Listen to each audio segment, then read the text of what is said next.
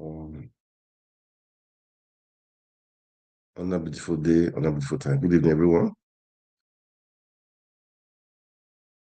Always great to be back here. It's been quite a while, a real while. Um, Let me see. All right.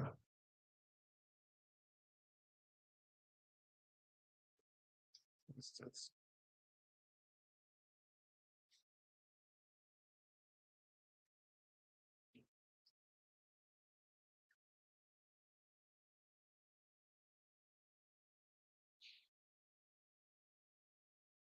who is one of the foremost politicians in Nigerian history. Tinubu and his has helped in people strengthening created a democracy. militia. Who said those words, Daniel? Tinubu has helped in strengthening democracy in Tinubu Nigeria. and his people created a militia, Daniel. Who said those Tinubu words? brought in leadership I'll ask a third skills time. into governance. Tinubu and his people created a militia. Who said those words? Tinubu and his people never created the militias. That's So the why answer. did you say they did on January 22nd, 2023? I never said that. The candidate of All Progressives Congress, Asiwaju Bola Ahmed Tinubu, and his people created a militia. This is the first time in the history of Nigeria we are seeing a political party creating a militant arm leading to election. Does he have a militia that tried to kill you? He doesn't have. I never said he tried to kill me. I myself have received threats from him and his camp. Your words. I never said that. There is also this threat to life, and I can tell you that because I myself have received threats from Asiwaju and his camp. You said it was so corrupt, the 2023 election, Tinubu's win. You said that you couldn't eat food for 3 days. I never said that. Where? And legitimate complaints were raised all over Nigeria. That part is what threw me off balance. In fact, I became so sick. For the past 3 days, I found it very hard eating food. Tinubu is not just super rich. It's what he does with his wealth. In 2019, 2 armored money trucks, bullion vans, were seen going into his house, coming out of his house. Where did that money go? No. Point. Did you see the money? Or those who reported, did they see money inside the bullion van? Was there no money in the bullion vans? How am I to know? You said it was money in the vans at the time, I never said 2023, February. But there is only one person in Nigeria who is alleged to have moved money through bullion vans, and that person is on their ballot as the presidential candidate. On the eve of the presidential elections, 2 cash-laden bullion vans, your words, were seen on the premises, which was ostensibly for vote buying. Your words, January 2022, 2023. Have you just disowned everything you've said in order to work for this president? I'm coming. What you just said now, I want to put it on record, on my own honor. That's not what I said.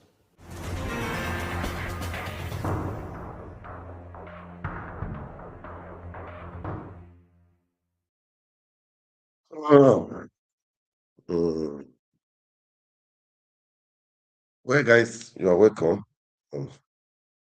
It's been a while.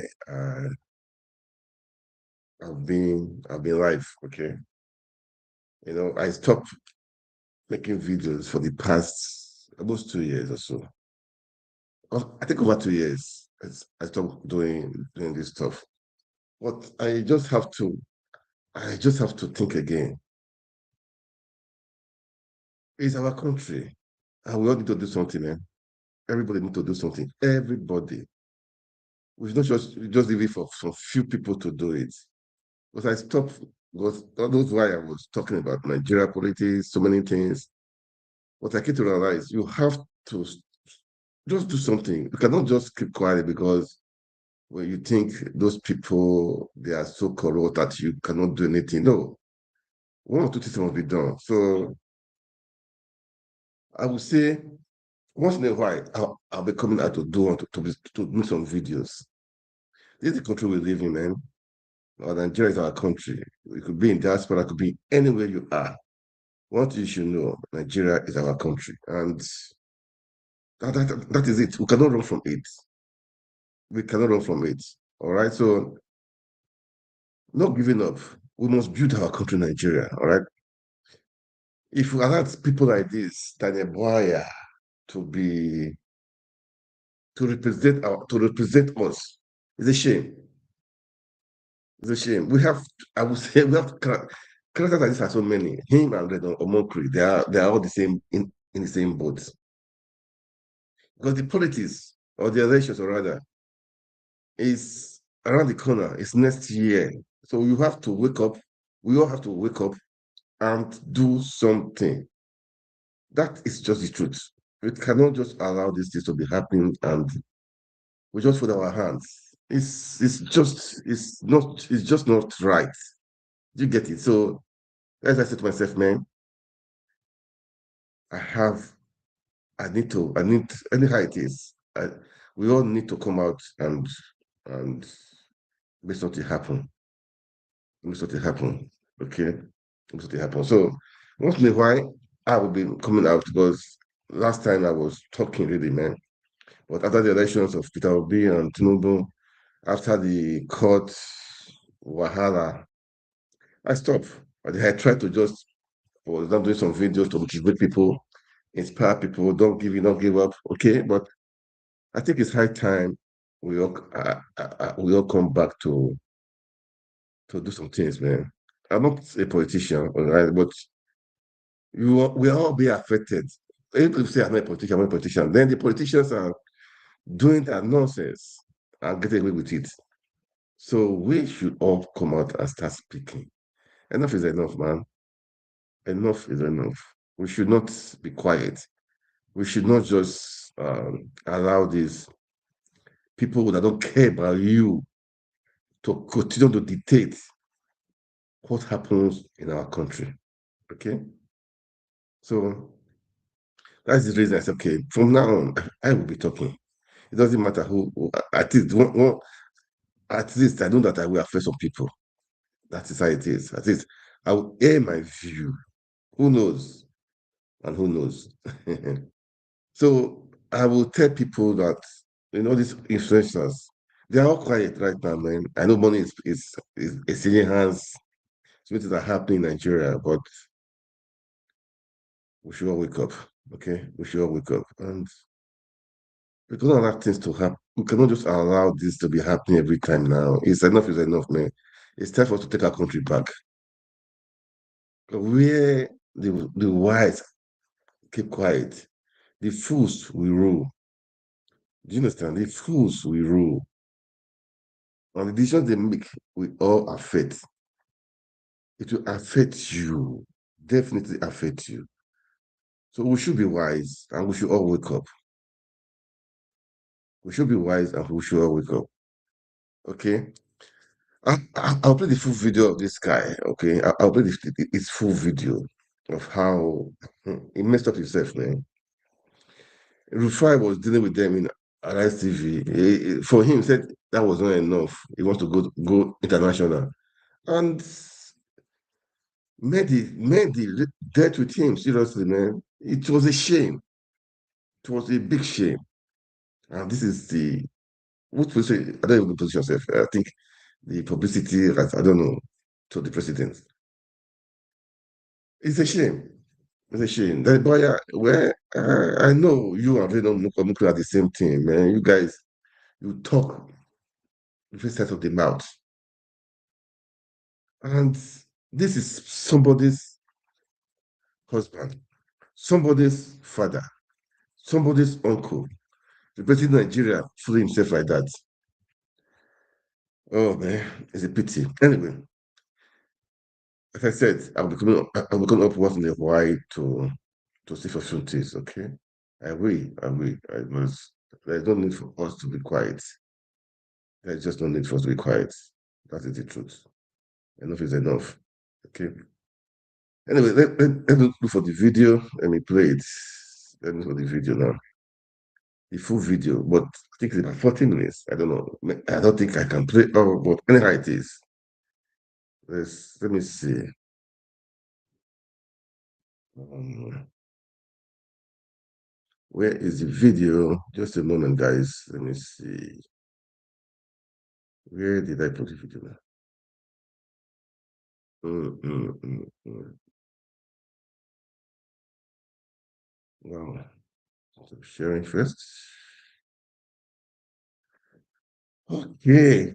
I'm looking for the video. Just one moment. No, it's somewhere. Mhm. Okay, I think I have to put it back again because I don't know. Let me look for it. Anyway, guys, you heard me. We should all be talking. We should all be talking. We shouldn't be quiet. We should not be quiet. We should not be quiet. That is the truth. Where is this thing?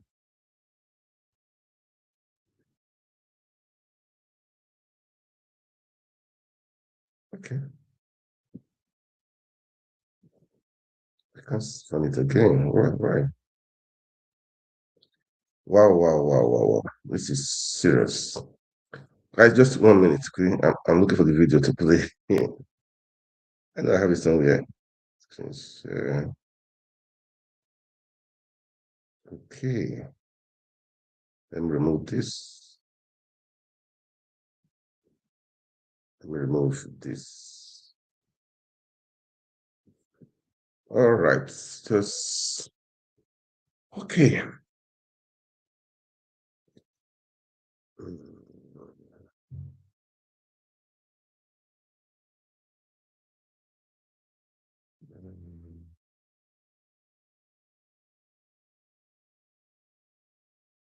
So as I said, we should all be talking. We should not be quiet. Okay, we should not be quiet.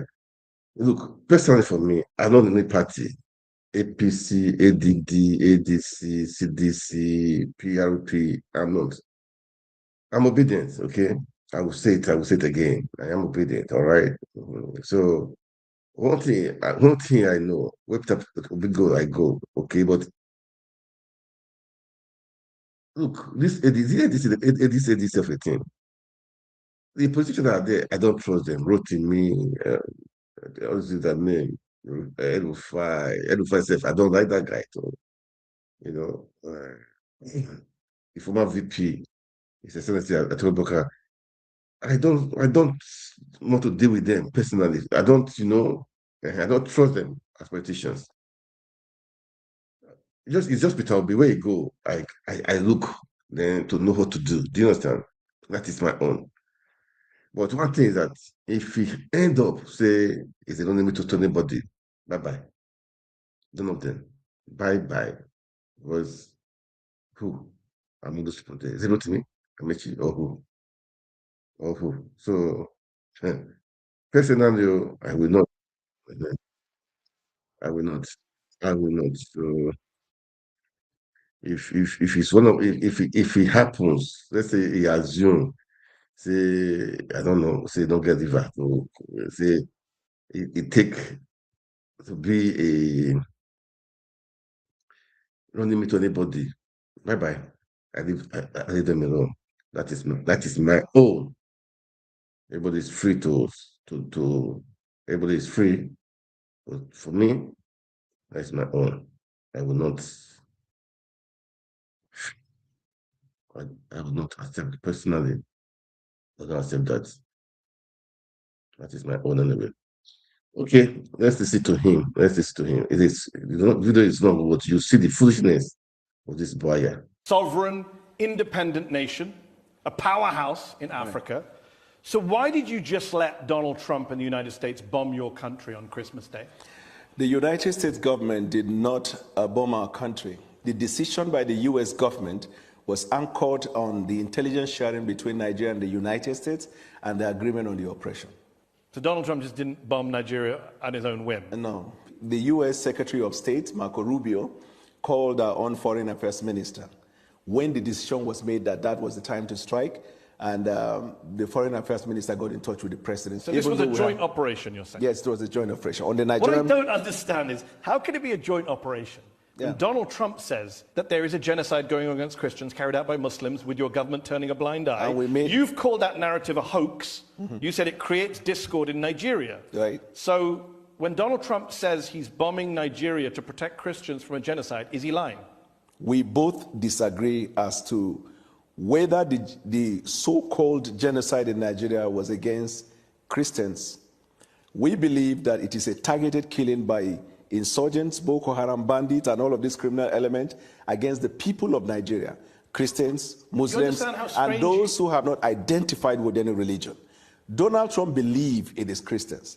We now felt, rather than arguing about whether it is against Christians or not, there is one area we both agree, that we have a joint interest in the fight against terrorism. But you're fine with the fact that his motivation is something you disagree with. You think it's a hoax. Yes, because... So when Donald Trump says there is a genocide against Christians in Nigeria, is he telling the truth? It is a half-truth, in the sense that, yes, Christians have been affected, but the whole truth is that both Christians, Muslims, and those who have not identified. I said the narrative of Christian genocide was a hoax. Pushing it. That's his opinion. Everybody's entitled to it. Is he right or wrong? We believe there is a targeted killing of all Nigerians. Evidence has shown. And that is where we are focused on fighting terrorism. So let's talk about the terrorism. Right. Trump claimed he targeted, quote, ISIS terrorist scum. Right. And every camp got decimated. But a lot of investigative reporting on the ground shows that few, if any, combatants were killed. Some bombs landed in empty fields. A local leader in one of the districts said, the same militants we knew are still there, loitering around our communities. No, there were killings of terrorists. That's not what local leaders So are I saying. can call local television that testified. Arise News did, Channels Television did. Okay. So there was the killing of Well, you're not on the terrorists in ground that with place. respect. No, I didn't. Al-Haji Bunu, who's a traditional ruler in the district, says, we saw no dead bodies, even where the bombs fell. Those are his words. No, because the bomb didn't fall in the town. It was at the camp, that enclave, where they gathered. Are you okay with having the Americans bomb Nigerian people's homes? I'm not aware of that one. You're not aware of Morenike Saka, who said, I began to scream for help. I had to crawl my way out of the room. The missile tore through her apartment building, according to the Washington Post. How about Musa Soliu? I was in my room. I was buried under the ruins. I don't know how to restart my life. My belongings are destroyed. Houses were not destroyed. Are you telling us that Nigerian citizens are lying about being bombed by the US? I am saying that the military operation that was conducted on that day was targeted as terrorists, and we hit them. You have a history of not hitting terrorists and hitting civilians. You know that, right? Your country. I'm not aware. Oh, well, on December 21st, the Nigerian Air Force said that they handed over compensation to people who were hit in an accidental airstrike on Christmas Day 2024. Do you just bomb every Christmas? When and when? Christmas Day 2024 and Christmas Day 2025. I dispute that fact. We'll take it up with the Nigerian Air Force. Let me ask you this. Since President Tinubu came to office in 2023, the situation has worsened in your country. You have a mixture of militant groups, you have bandits, you have clashes between herders and farmers. We also have Nigeria is now incursion of foreign interest in Nigeria. Nigeria is now the 5th deadliest country in the world. Are you proud of that record? I acknowledge the fact that we have insecurity in Nigeria, and until the hoax narrative of the Christian genocide, then we began to see back-to-back attack in Nigeria. We had, for the first 2 years of the president's administration, a substantial peace in Nigeria. Actually, the number of deaths went up on the president's watch. After this incident of a Christian genocide. And by the way, when did that begin? There is no country of the world today that is free from insecurity. No, there I are agree. parts of London that's why you can't go in the evening. Okay, but we're not bombing London to root out militant training camps. But you have had so many of the bombing on behalf of the United Kingdom by the United States. Since you're making rather spurious comparisons. No, the context is 11,000 people were killed in conflict in Nigeria in 2025. That is up from 8,700 in 2023. That is a 26% increase in the number of Nigerians killed since your party and your president came to office. That's a pretty awful record. It's awful. And we're fighting hard day and night. But that's one of the reasons why the president traveled to Turkey, where we had bilateral agreement to deal with insecurity. That's why we're cooperating with the United States of America. That's why we're cooperating with any country of the world. The reason is because since 9/11, terrorism is a global phenomenon. Agreed. And so every country is involved in it. But it's getting worse in Nigeria. That's the problem. I can't say it is getting worse. You just agreed with me when I gave you the numbers. No, I said 8,700 killed in 2023, Right. 11,000 killed in 2025. That's getting worse. How many people were killed in the United States last year? In conflict-related violence, probably. So this is not a conflict. This is an act of terrorism. Okay. So how many people were killed in the United States in terrorism? Excuse me, sir. It wasn't 11,000. This is part of what Donald Trump, many years ago in his first term, classified the Western media as what? Fake news. The reason is because context matter. This is not Western media. You are well aware. This is not Western media. Yes, I understand. But this is the Armed Conflict Location and Event Data, ACLED, the most respected group that counts conflict-related violence around the world. Let me ask you, where there is a terrorist I could also attack, give do you call another that an armed source. conflict? I mean, National Human Rights Commission. This is a Nigerian group. 2,266 people were killed by bandits or insurgents in the first half of 2025. That's more than were killed in all of 2024. You are failing. Amnesty International says you are failing at security. The numbers don't lie. It's unfortunate, and as a government, and it's getting worse. We're working day and night and it's to getting deal with worse. That situation. I don't agree to the fact that it's getting worse. How can it not get worse if more people die in 1 year than the previous year?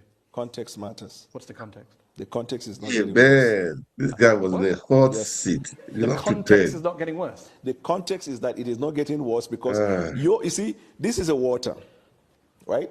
Okay. If you have the water half, you could say half glass filled or half empty. Yeah. Isn't it right? Yeah. So the Western media always see Nigeria, Africa, and some of the activities in Africa as half empty. Excuse me. But we see it as half full because when we look at it, and when I say context matter, before the president took the oath of office, we knew the situation in Nigeria. And you made it worse. When he made the decision to take bold step to put Nigeria in better trajectory, we were well aware of the fact that it was going to incense lots of people. Okay. We are also You've aware. made your point. I get the glass half full. I get the context. I also understand basic mathematics. Let me ask you this.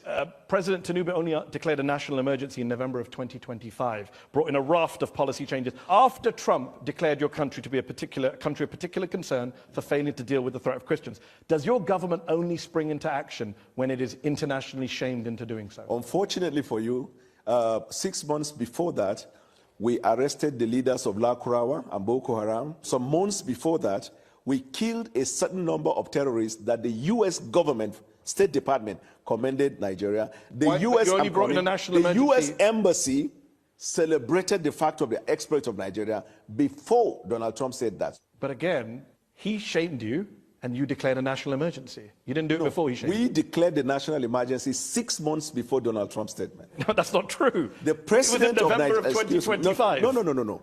Much earlier, around, I think, April or May, the president declared national emergency on insecurity. But the actual national emergency was in November. How can it be let's actual? talk about, people can look this up. Let's talk about kidnappings. The world remembers Chibok in 2014, when 276 schoolgirls were taken by the militant group Boko Haram. Very little has changed, unfortunately, in Nigeria. Just last November, 250 students and staff were kidnapped from St. Mary's Catholic School in Niger State. 2 years into Tinubu's presidency, Nigerian research firm SBM Intelligence said, and I quote, Nigeria's kidnap for ransom crisis has consolidated into a structured, profit-seeking industry. That's embarrassing for your country that you have a kidnapping industry. I agree with the fact that the insecurity associated with kidnapping has now become a crisis economy. But much more than that, I know of our government's effort in dealing with that insecurity. If you have a little understanding of the nature and the boundary and the geographical measurement of Nigeria and the tendency for insecurity to come in, then you will understand that we're fighting a hydra-headed insecurity situation. With respect to the kidnapping of children, the government has taken measures already. We've introduced what we call Save the School, where students and schools that are in remote places where there is no security are brought back into state capital where they get the education that they need. But Nigerian people don't believe you. 2 out of 3 Nigerians say that Where did security... you get that information? Africa Barometer. May of 2024, 2 out of 3 Nigerians say security agencies are handling the abduction of Nigerians fairly badly or very badly. 1 in 3 Nigerians say they personally know someone who's been kidnapped. Yeah, you have These are stunning statistics. Amnesty, Human Rights Watch have lined up to say that you have allowed impunity to flourish, you have failed to apply lessons from previous attacks, damning indictments of your security service. I put it to you, that's not what they said. That's not what Amnesty said? Yes. Amnesty... I've literally got the quote right here. Quote it. The authorities' failure has allowed impunity to flourish and the killings to spread to many parts of the country. Source. Amnesty International, February 8th, 2026. Well, I'm not aware of that one. You're not aware of that one? I am aware. I'm aware. At the weekend, you put out a video to music of you and a team researching and prepping for this show. And yet every time I've asked you something, you say, I'm not aware of that. What were you researching in that video? You're really funny. Let me tell you this. I'll ask you a serious question. Amnesty International, you asked me for a source, I read out the source. You asked me for a date, I read out the date. What's your response other than picking up glasses of water? No, Amnesty has a history of calling everything bad. Okay. I think that's what every authoritarian government in the world has said. What is Amnesty's report about U.S.? Bad. Not just bad. You didn't use the word bad. You read. Yeah, what very they bad. Said. Governments who do bad things, they all criticize human rights groups. No. Yeah, they do. I do this that. for a living. Let's ask about corruption before we go to our panel who are waiting patiently here. Transparency International, they say systemic corruption continues to plague the defense sector, causes a major hindrance to security. President Tinubu said in August, there is no more corruption in Nigeria. That's a ridiculous thing to say, is it not? We investigate any case of corruption, not just in the defense, but anywhere in government. This administration has had lots of people who are in government, either sacked or investigated and being prosecuted. The resolve of our administration in dealing with corruption is obvious. Why did he say there's no more corruption? You probably read him out of context. No, I didn't. No, read exactly what he said. You're cherry picking. How can someone just stand and say there is no corruption in Nigeria? It is getting clearer to the people. We have more money to the economy and no more corruption. Full stop, close quote. Good. So this is the context. He was communicating to the people about the exploit we're having as a result of the decision to remove fuel subsidy.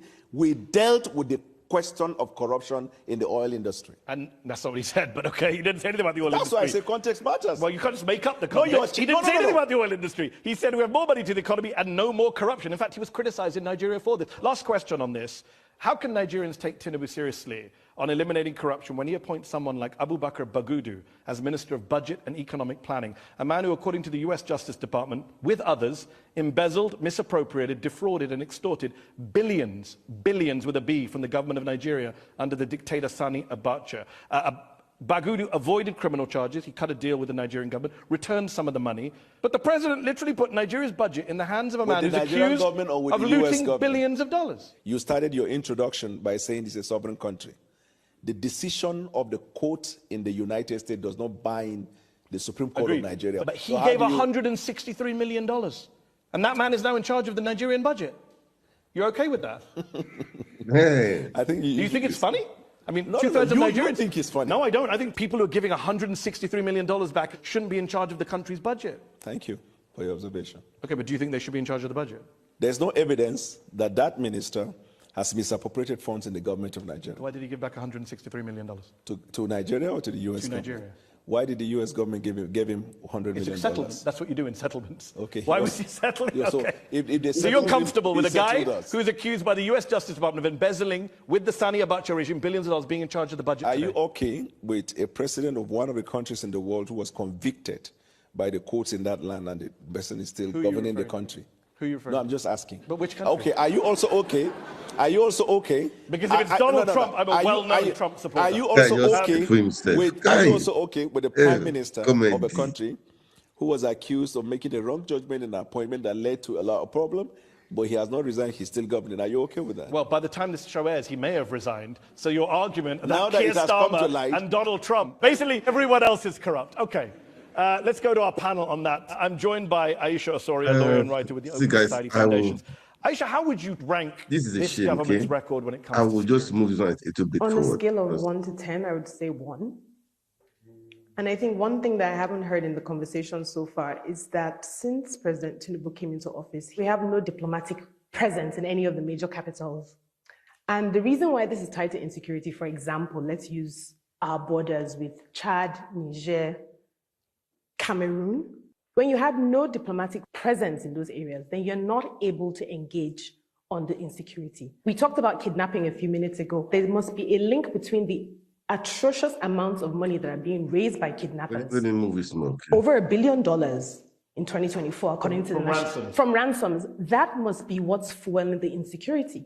So there's a link between the kidnapping industry and the rising insecurity. So killing a bunch of terrorists while constantly there's a wave of terrorists coming in through the borders from Chad, from Niger. Again, another thing that's been alleged is that President Tinubu's bad handling of the coup in Niger. Obvious answer is no, all right? And before I get to that, I want to talk to what Daniel said.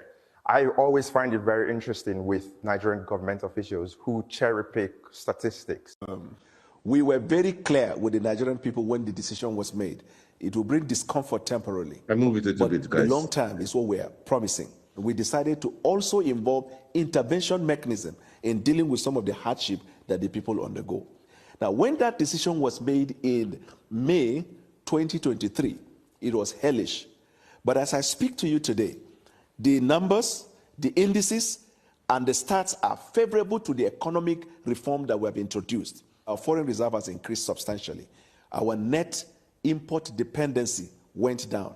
Our export production capacity has gone up. Our naira is strengthened. We have provided opportunities for families who could not afford to send their kids to school to access grant and go and have their education, cost of fee, tuition fee, as well as the cost of living. You mentioned school. 20,000 schools in Nigeria have been shut in the last few months because of these kidnapping attacks. Correct. 18 million Nigerian school children are not going to school, according to the UN. That is the highest number anywhere in the world. Because You're proud of that? No, I'm not proud of that because of insecurity. But the measures we're taking now, we're restoring them back to their schools. And some of them whose schools are located in places where there are no governed spaces, we're bringing them back into towns. So when you give out your stats or your opinion about an issue, also incorporate this fact so that the viewer will look at, yes, there is an obvious fact that because of the policy decision that it brought kind of untold hardship, but also we are making progress in this regard. So I agree with you. That's a fair point. We should look at things in the round, and you pointed out things you've done well. But then you need to do the same thing. Do you accept then that the poverty numbers are going in the wrong direction? Yeah, sure. It's like that's the crucial one for a lot of Nigerians. No, but numbers don't lie. 141 million people in 2026 are going to be living in poverty in Nigeria. Then I explain, 62% of the population. Then I explain to you why. Context matters. I agree context matters. It's a failure. What you did produced 62% of poverty. So the IMF, the World Bank, and the Brentwood, they have uploaded the reform decision we took. Now, tell me one country of the world that will introduce that kind of reform and there won't be consequential effect in terms of action. Even in the United Kingdom, as we speak, there is a cost of living crisis. Are you aware? No, I'm not aware of that. Okay. Let me bring Anu back in from the FT. Is that a fair point that Daniel makes, that the IMF, the World Bank are praising what we're doing and actions have consequences? Yeah, look, I think ultimately those reforms had to happen, right? There was chronic mismanagement at the central bank. Let me move on forward. The government before the Tinubu government was an APC government, so it's the same party. So there's. And we're talking about the same institutions that made. And we're talking about Nigeria insofar as the situation is bad. When we praise the idea of a Western institution that before now said something against Nigeria, but now is saying Nigeria is trying, then that is not necessary. Well, I think Amnesty International is a human rights group, and the IMF is a neoliberal institution. And they're all Western. Western institutions. All right, well, we're all cherry-picking, apparently. Let's go to the break. In part 2 of Head to Head, we will talk about President Tinubu, his wealth, his leadership style, and what it means for democracy with Daniel Bwala. Don't go away. Appropriation of funds belonging to the government of Lagos State, abuse of official office, conflict of interest. I'm glad you said the petition against it. Yeah, document that was taken to court. That you highlighted. I wasn't the one that went to court. And at that time, where was I? You were an opposition member. Thank you. So should we not trust you when you say things as opposition? What is the job of opposition? To oppose? Yeah, no, I'm glad you know it. For the sake of opposing? No, that's what you're adding. I mean, you didn't just say that. No, go to Westminster on Wednesday by 9 o'clock. Okay. You'll understand the job of the opposition. You can do whataboutism all day, that's fine. You also said that, well, you know what doesn't happen in Westminster in the US Congress? I know what does happen. Well, I'm telling you what doesn't happen. Politicians don't accuse other politicians of setting up a militia. They also accuse the governing party you said at the time, on mistake in judgment in appointing someone that eventually turned out to be somebody in the FC. Yeah, if you think that this is comparable to Starmer and Mandelson, good luck to you if that's your defense tonight. You said at the time that Tinubu started a militia to sway the election corruptly and that they even threatened you. So how can we take anything seriously you say tonight in his defense? Your opinion, Nigerians. So my opinion is your opinion. Sorry, Daniel, it's your opinion. That was litigated in Nigeria to conclusion, and then as a country we moved on. We are more interested about the deliverables that we have for the Nigerian people, and we look for opportunities. Nigerians are very concerned about corruption, and Tinubu, you said this, Tinubu and his people created a militia. This is the first time in the history of Nigeria we've seen a political party creating a militant arm leading to election. Your words, January 2023. Context is everything. There is no context. I'm coming. You are quoting the things I said when I was in the opposition. And I understand that's uncomfortable for you, but you did say them. If you want to disown them, that's fine. For you to ask anything I've ever said. So does he have a militia that tried to kill you? He doesn't have. I never said he tried to kill me. I myself have received threats from him and his camp. Your words. I never said that. You didn't say that at a press conference on January 22nd, 2023. You're just denying. I never said that. Who said it then? A lookalike?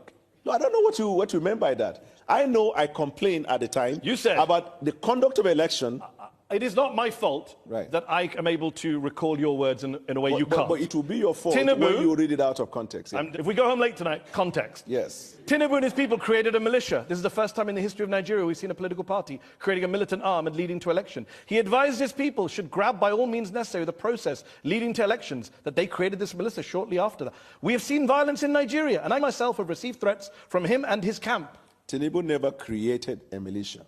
Tinubu is one of the foremost politicians in Nigerian history. Tinubu and his people created democracy. a militia. Who said those words, Daniel? Tinubu has helped in strengthening democracy in Tinubu Nigeria. and his people created a militia, Daniel. Who said those words? Tinubu brought in leadership skills into governance. Tinubu and his people created a militia. Who said those words? Tinubu and his people never created the militias. So why did you say they did on January 22nd, 2023? I never said that. Let's keep going, since you're denying words that came out of your mouth. Let's quote some other folks. The Organized Crime and Corruption Reporting Project named President Tinubu a finalist for the 2024 Corrupt Person of the Year award. According to a 2025 poll, 2 out of 3 Nigerians think the president and his team are involved in corruption. That's a statement from drunken people. Next question. 2 out of 3 Nigerians are drunk. No, start with the first one. What would you say the first time? The first one was the OCCR reporting project. They are the drunken people. Okay, what about the Nigerians? Are they sober? Are 2 out of 3 Nigerians sober when they say your president and you were involved in corruption? Nigerians are entitled to hold and express opinion. Yes, it is in our constitution.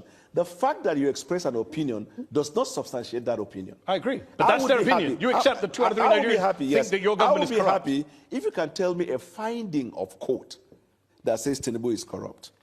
Well, what's interesting you should say that, because a lot of Nigerians have reason to suspect that his wealth was built on illicit activity. A lot of English people have complained about the Prime Minister. You can a talk lot about of Americans have all night long, there is but it no has no country relevance. of the world where the people aren't complaining about their leaders. All right. That's how I love it when you is set fashioned. these challenges. Can you find me a country in the world where the sitting president, the US government seized $500,000 from one of their Chicago bank accounts after investigators found probable cause that the funds were proceeds of drug trafficking, specifically heroin. Tinubu gave up the money in a settlement. He was never indicted of a crime. But when a US judge last year ordered the release of all of the documents by the FBI, Tinubu went to court to prevent it. What does he have to hide? The minute a matter is taken to court by right, you have the right to send your lawyer. The fact that you send a lawyer to defend your matter or to go against a motion that is filed before the court is not a conclusive proof of acceptance of the fact he's obviously got something that was to hide. taken to the court. He gave up $500,000, which were probably the proceeds of drug trafficking. I'm glad you used the word probably, but it is not. Go ahead. You said in 2022 that this drug case, quote, conclusively concluded not in favor of Bwala because he had to forfeit that money. There is still a cloud around drug-related activity. Cloud, yeah, not a conclusion. Okay, so the cloud's still there for a lot of Nigerians. No, the cloud is no longer there. How did it disappear? Because the Nigerian people have moved on with the president. Who said they moved on? The facts are there. Less than 10% of Nigerian voters voted for him. So he doesn't have some big mandate from the people that means that I can't ask you, why did he give back $500,000 to the US government, which were believed to be the proceeds of drug trafficking, and you believed they were the proceeds of drug trafficking? Why do you conduct a polling with 500 people and give a representation of the population? You're now questioning all polls. Is that your defense? No, I just said the point. You heard me well. Well, you don't trust the Nigerian people. I trust the Nigerian people. This idea of drugs and narcotics is a terrible case all over the world. And if someone has that questionable character and is elected as president, what it means is that it will embolden people who are into those activities. That is why this person has to come out clean. You said those words. If somebody has that, thank God he doesn't have. How do we know he didn't come out clean? You said he has to come out clean in 2022. Okay, let me put it this way. This fact was litigated. No, it wasn't. This fact was litigated in the Nigerian court, and the apex court of the land, the Supreme Court of Nigeria, whose decision is not appealable to any court outside Nigeria, held that this case has not been established against. Your words were that there's still a cloud around them because it was not conclusively concluded My word in favor and the judgment of of the Supreme Court, which one is relevant?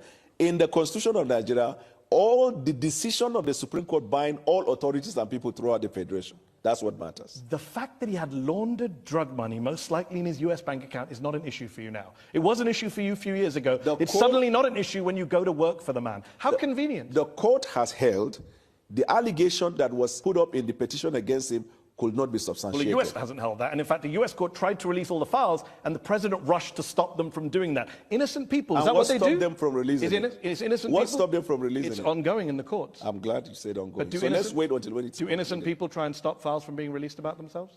Yeah, sure. Okay. I'm sure the Nigerian people privacy. I'm coming. If a case is taken to court against you, even when you know you are not liable, will you be comfortable that the order of court will permit the release of privacy issue relating to you? Yeah, if people think I have drug money in my bank and I don't, then yes, I would do everything I can to. Unfortunately, people do not. Tinubu is not just super rich. It's what he does with his wealth. In 2019, 2 armored money trucks, bullion vans, were seen going into his house, coming out of his house. Where did that money go? No. Point, did you see the money? Or those who reported, did they see money inside the bullion van? Was there no money in the bullion vans? How am I to know? You said it was money in the vans at the time. I never 2023, February. You how could I have known it's a tragedy that I know your words better than you do. There is only one person in Nigeria who is alleged to have moved money through bullion vans, and that person is the presidential candidate. You said that on February 17th on Channels Television 2023. Thank you for notifying me. So where did the money go from the bullion vans? There was no money inside. So why did you say there was? I said there was no money inside. But at the time you said he's the only person to have moved money in bullion vans. When did I say that? What was the event in Nigeria? Oh, so you were lying because it was an election campaign? No, I never said that. I said, how can you prove that just because a bullion van goes into a person's house and comes out that there is money inside? Maybe because people said it was vote buying by Tinubu. Tinubu himself said, I gave money to the people. You know he said that? Yes, I also give money to people. When you give money myself. to people, people would say that's vote buying. Politicians, rich politicians give people money. No, he doesn't give money to people on election day, but he helps people. But people at the time said it was vote buying. Do you agree with that? Who are the people? You said, no, I never ostensibly, said that. I can't believe you still keep walking into this. You said it was done ostensibly for vote buying. Do you agree with Daniel Bwala or not? Please don't lift up a glass of water.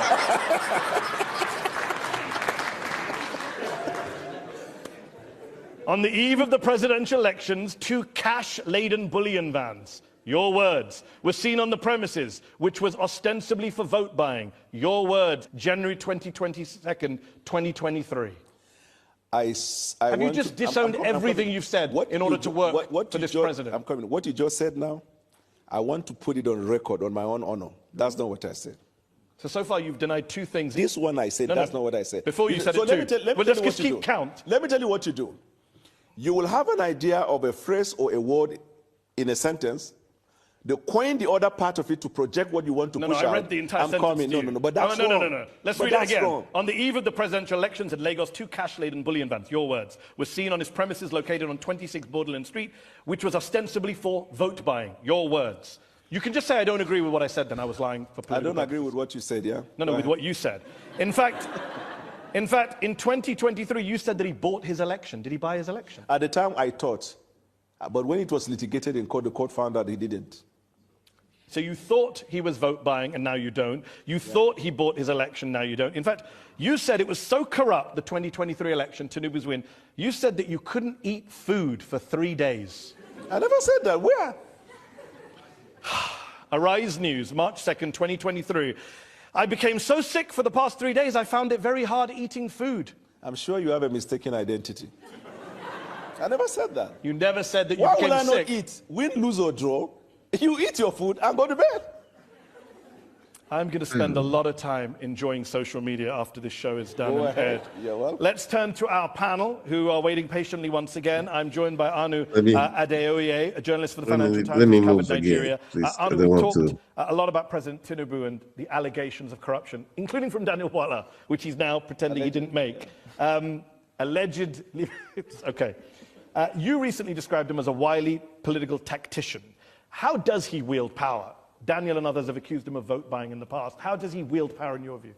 Yeah, I mean, I think you need to understand the context of Nigerian politics, right? And this isn't specifically about Daniel, because he used to be in the opposition, now he works for the president in the APC. Well, he used to be in the APC, then he was in the opposition, now he's back in the APC, and he doesn't remember anything he said when he was in the opposition. And I think the crucial context here is Nigerian politics is ideology-free. Yes. Right? There's no left or right, as it were. It's mostly, unfortunately, about, people call it stomach infrastructure in Nigeria, and self-interest. And ultimately, if you're someone like the president who, for all his many faults, I think is someone who sees Nigerian politicians for what they are. They are self-interested people. And if you can tap into that, it's very, very easy to get people to come on side. You know, I have a question for Daniel, right? Like, what made you from saying all of those things that you now disavow? What was the grand vision that made you decide, I want to work for this guy? First of all, I left him after the primaries because he made a choice of a Muslim ticket. And I thought at the time that that would be injurious to the interests of the Christian minorities. I made that decision. And I campaigned against him. And after the election, for the next 1 year, I was critiquing policies of the president. But I saw from January right up to December how this president patiently introduced policies and continued to engage Nigerians across all platforms in a bid to push Nigeria forward.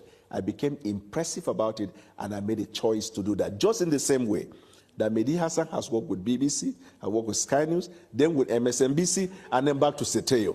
Evolution of people's life. The worst analogy Evolution of I've people's ever life. heard in 14 years of doing head-to-head. What are you talking about? Somebody changing their job from one company to another is not the same as you saying he's a corrupt man who created a militia, bought an election, and now I work for him, and I only said that stuff because it was the opposition. All of the things you said, you couldn't substantiate. I substantiated all of it. No, you have not. Let's go to Aisha Osori from the Open Society Foundations. Aisha, in 2023, on the eve of the presidential elections, you wrote an article calling Nigeria a competitive authoritarian state that barely qualifies as a democracy. What do you mean by that, and what role has President Tinubu played in making that better or worse? Well, he's done nothing to make it better. Definitely, our democracy is a lot worse off in 2026 than it was in 2023. How so? Well, for one thing, we had a stronger opposition in 2015 when the APC came in, but thanks to President Buhari and now President Tinubu, we have 30 out of 36 states are now APC, which is not necessarily a good thing because that means we have no opposition. PDP, the People's Democratic Party, has been virtually destroyed. The Labour Party has been destroyed. We literally have no political parties anymore. Another thing that we don't have is any separation of powers between the legislature and the judiciary. Tunde Doherty is here, the UK chairman of the All Progressives Congress Party, the president's party. Aisha says that your party is turning Nigeria basically into a one-party state. I disagree with her. I want people to know something about President. He did not have a Tinubu. They don't know where he was born? I don't know. Still? Okay. Let's go to our patient audience here in London's Conway Hall. Let's go to the lady here in the front row first. In 2023... Let's go to the gentleman there with the hat. Yep. 91%. What is the source? The Afrobarometer survey from last summer. I question the authenticity of that report. Do you still think this government is a nepotistic government? No, it is not. You said it was in the past. And I'm now saying it is not. Okay. Let's go back to the audience. Yes, woman in the third row there, yes? I was delighted to hear. And so we decided that you have to play by the book. And they were not comfortable, they left. You don't have control over their decision. But in the same vein, shortly after that, you see lots of foreign companies that are coming to Nigeria to invest. Okay, let's go back to the audience. Let's go to, yes, gentleman there with the jumper there, yes. The current chair. Do you personally decide when to change your position and how? On a Muslim ticket next year? Whatever he decides, I will trust his judgment because after he made the decision, we do not see as evidence the maltreatment or disenfranchisement of the Christian minority. Okay. Let's take a last question. Gentleman in the second row, you've been waiting a while. I wanted to ask about vigilantes, because if we look at rural communities across the country, often they are the main security providers. So how exactly is your administration working with them to enhance community protection in rural communities while minimizing abuses of power? The president has encouraged the governors to continue to participate with law enforcement in their state for training, for intelligence gathering, and in some limited cases, for them to form a community vanguard. Most of these states where you see these skirmishes or problem in the past, those ones have stopped. What we are now seeing as insecurity is insurgency, terrorism, and Boko Haram. And once it is a terrorist activity in any country, just like in NATO, they say attack on one is attack on all. When it becomes terrorism, then it is the responsibility of the entire nations of the world to fight that and not to be doing blame fixing. Last question from me, Daniel. I know you don't trust any polls, but most Nigerians, I think, would agree. The ones that are in your favor, of course. But most polls show that Nigerians are very unhappy with politics, with the government, with the establishment. They're very unhappy about corruption. President Tinubu campaigned under the slogan, "It's my turn," which many critics would say is symbolic of the Nigerian establishment, that people just hand out jobs between themselves. You said in 2022 that Tinubu made the presidency about himself when, quote, it's not about the people.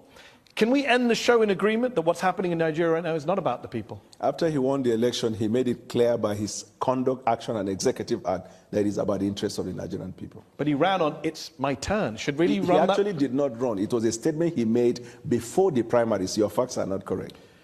You criticized him for it, Daniel. Yes, and I changed my mind. Do you change your mind in life? I do change my mind. Remember, I moved from the BBC to Sky to Thank you. MSNBC. Thank you. On that note of agreement, we will have to leave the... Well. This is interesting. As I said before,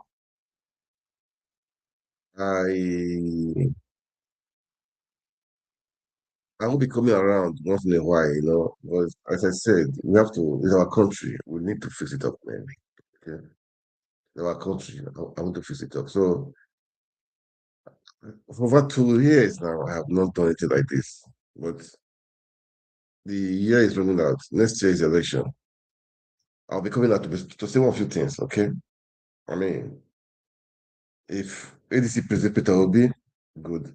All way I'm good. I will do my part to promote him. But if it happens, it didn't feature him, man, bye-bye. As they want to do and they do, okay? And again, if Obi decide to run, be as it doesn't meet anybody, bye-bye. Because the ADC who are there, Rotimi, Erufai, and Atiku back at home. Personally, I wash my hand off. But if they present Obi, trust me, I will do my part as PA. Push.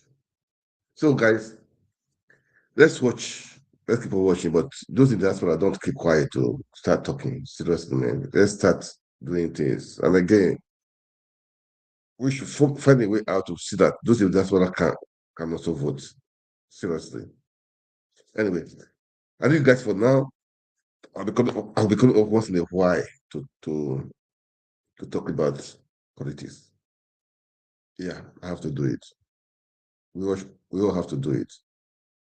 All right, guys, thank you so much for watching. Please kindly follow our channel and our pages. All right. See you soon, guys. God bless you. God bless Nigeria.